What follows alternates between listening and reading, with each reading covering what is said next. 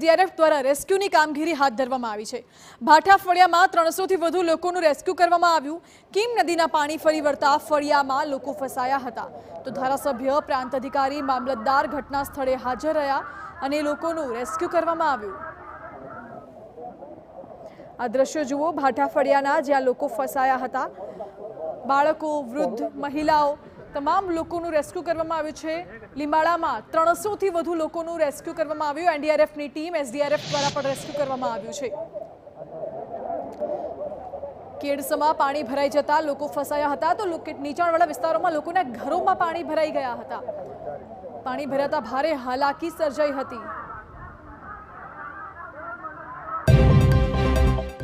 સુરતનું પલસાણા ગામ સતત 4 દિવસથી બેટમાં ફેરવાયું છે। 32 ગંગા ખાડીમાં પૂર આવતા લીંબડી ફળિયામાં સ્થિતિ ભયજનક બની। લીંબડી ફળિયામાં ફસાયેલા લોકોનું રેસ્ક્યુ કરવામાં આવ્યું। 150 લોકોને બચાવવામાં આવ્યા। સ્થળાંતર કરેલા લોકોને બલેશ્વરની શાળામાં આશરો આપવામાં આવ્યો છે। લીંબડી ફળિયાના દ્રશ્યો, જ્યાં લગભગ 150 જેટલા લોકોનું રેસ્ક્યુ કરવામાં આવ્યું। કેડસમાં પાણી વચ્ચેથી લોકોને બચાવી લેવામાં આવ્યા। લોકો પોતાના ઘરોમાં કેદ થઈ ગયા હતા। મહત્વનું છે કે પલસાણા ગામમાં સતત 4 દિવસથી અવિરત વરસાદના પગલે ગામ બેટમાં ફેરવાયું છે।